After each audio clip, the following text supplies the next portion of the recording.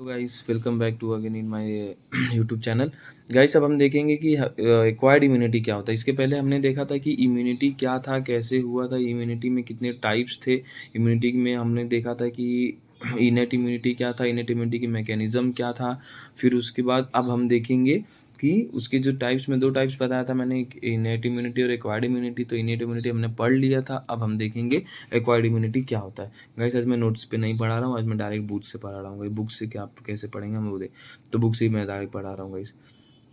Acquired immunity क्या है? Acquired immunity क्या होता है? वो एक स्पेसिफिक इम्यूनिटी होता है जो बेस्ड होता है किसी भी, जैसे कि एक्वायर्ड इम्यूनिटी क्या है कि वो एक स्पेसिफिक ये इम्यूनिटी होती है जो बेस्ड होती है स्पेसिफिक माइक्रोब। जैसे कोई भी तुम्हारे बॉडी के अंदर सपोज पैथोजन एंटर किया, तो वो एक स्पेसिफिक पैथोजन है। सपोज कि कोई भी, अगर एक आप एग्जांपल ले लो कि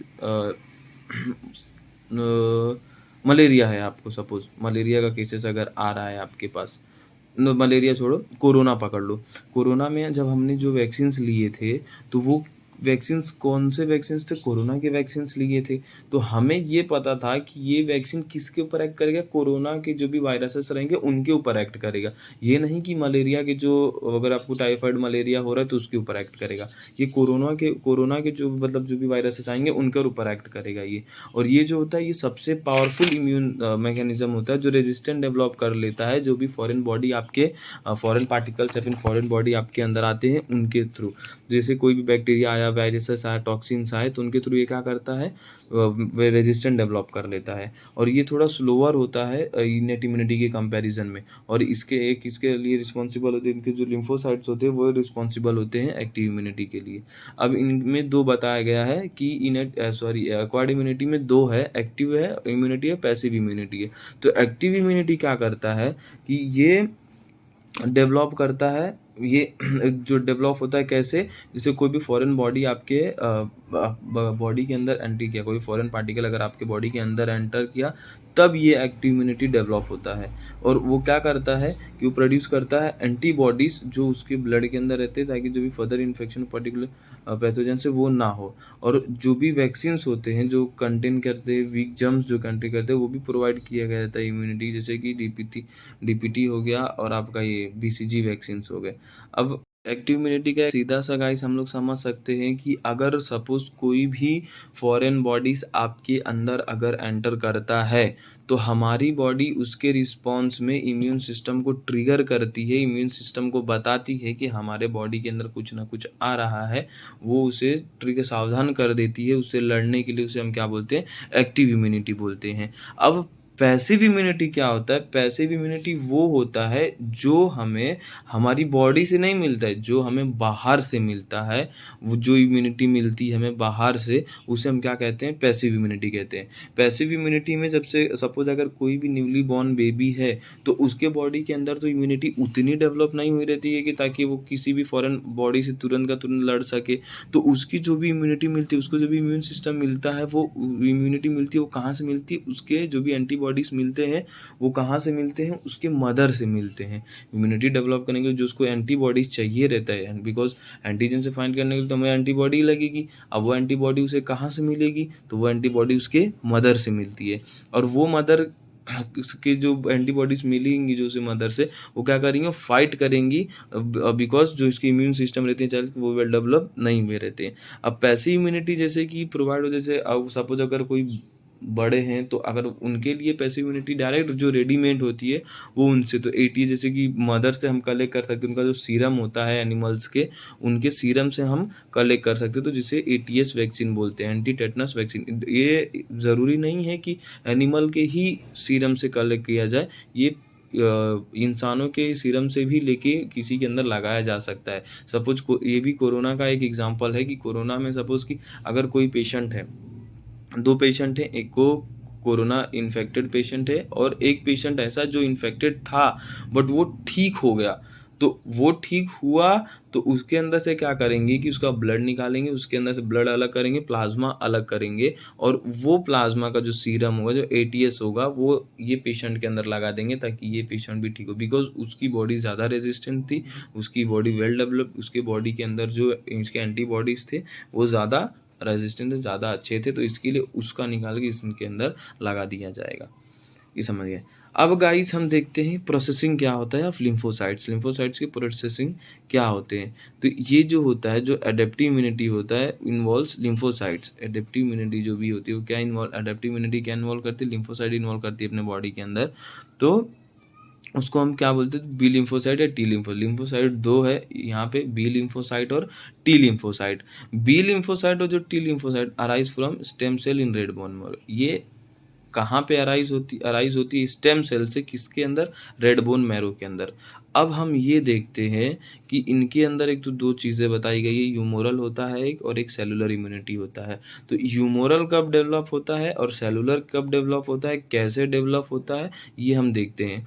तो जो लिम्फोसाइट ह्यूमोरल इम्यूनिटी में आर प्रोसेस्ड इन लीवर, मतलब जो लिम्फोसाइट डिजाइन हुआ ह्यूमोरल इम्यूनिटी में, वो सबसे पहले कहाँ पे होता है, फीटल के अंदर, फीटल लाइफ में होता है ये लीवर। जो फीटल लाइफ में जो डेवलप होता है, फीटल लाइफ मतलब उनका जो प्रोसेस होता है फीटल लाइफ में, तो वो लीवर के अंदर होता है। और अगर जब बेबी बॉर्न हो गया तो वो बॉर्न होने के बाद वो कहाँ पे आता होता है, वो बोन मैरो के अंदर होता है, और वो ट्रांसफॉर्म हो जाता है किसके अंदर, बी लिम्फोसाइट के अंदर।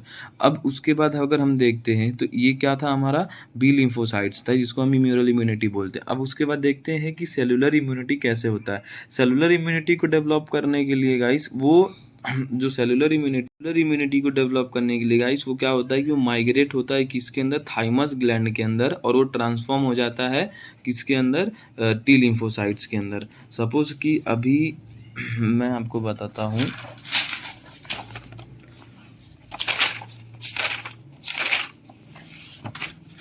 कि ये हमारा सेलुलर इम्यूनिटी है।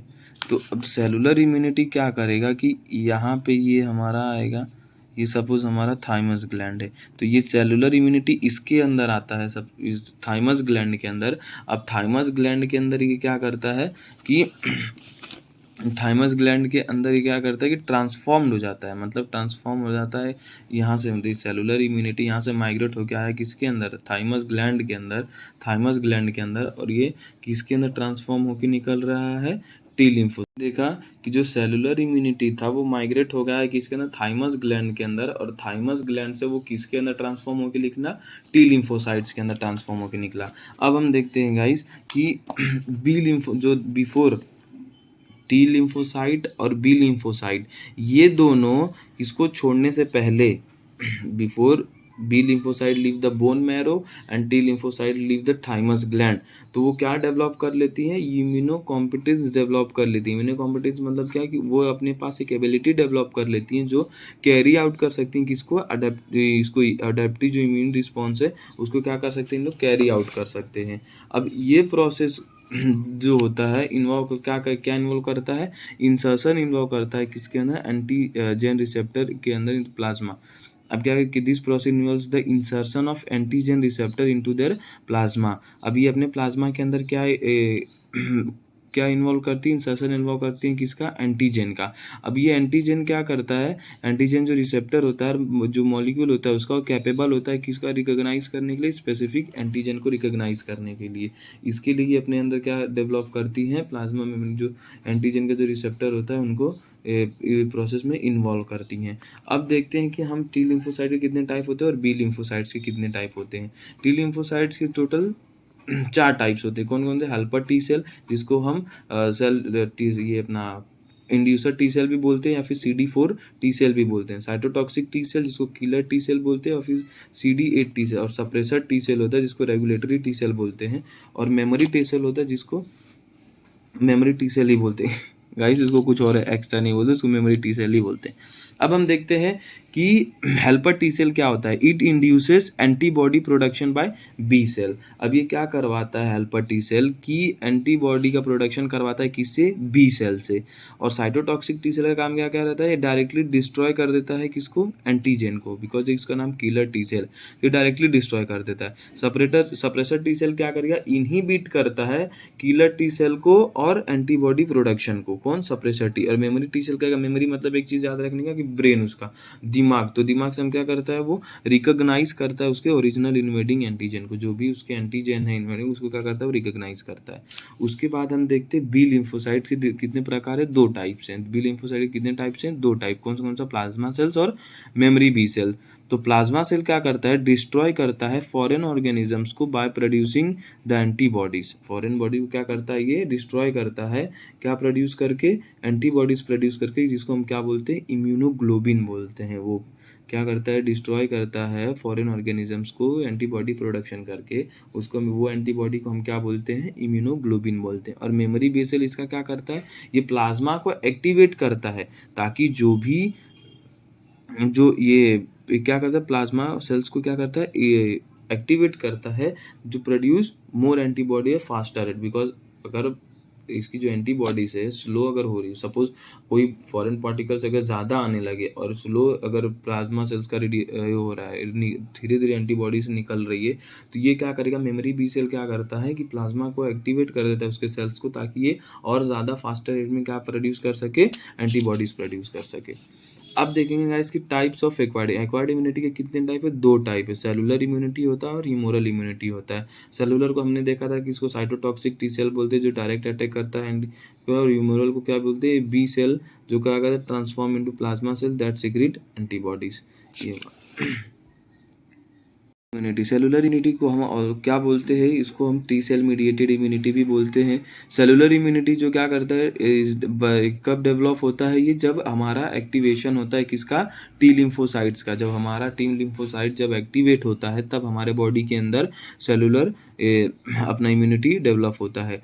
टी लिम्फोसाइट क्या करता है, T lymphocyte are destroyed the micro organisms entering into, जो भी हमारे बॉडी के अंदर माइक्रो ऑर्गेनिज्म एंटर करेंगे तो उसको क्या करेगा, ये डिस्ट्रॉय करने का काम करता है। और ये रिस्पॉन्सिबल होता है किसके अंदर, delayed allergic reaction and rejection of transplant. जो भी एलर्जिक रिएक्शन होते हैं हमारे बॉडी के अंदर, जैसे कि बाद में जो भी कोई भी एलर्जी होगा, सपोज कोई भी डिले मतलब मालूम है हमको कि बाद में जो भी एलर्जिक रिएक्शन होगा, तो उसको क्या रिस्पॉन्सिबल होता है, जो हमारे बॉडी के अंदर डिलेड एलर्जिक रिएक्शंस होते हैं या फिर रिजेक्शंस होते हैं ट्रांसप्लांटेड टिश्यू में, उसके अंदर सेलुलर इम्यूनिटी हमारा मोस्ट इम्पॉर्टेंट होता है, कुछ ज़्यादा वो रिएक्शन दिखाकर काम करता है गाइस। अभी के लिए फ़िलहाल अभी के लिए इतना ही, और आगे जो भी है गाइस मैं आपको बताऊंगा कि सेलुलर इम्यूनिटी का मैकेनिज्म क्या है, फिर उसको ह्यूमरल इम्यूनिटी क्या होता है, उसका मैकेनिज्म क्या है, कितने टाइप्स के एंटीबॉडीज़ होते हैं, और एलर्जी क्या होता है, और हाइपर सेंसिटिव क्या होता है। बस गाइस ये 4 टॉपिक बचे हैं, तो गाइस हम उसको भी थोड़े बाद में देखेंगे गाइस। अगर भी आपको वीडियो पसंद आएगा तो लाइक करिए, हमारे चैनल सब्सक्राइब करिए एंड फॉलो करिए for more information. So thank you so much guys.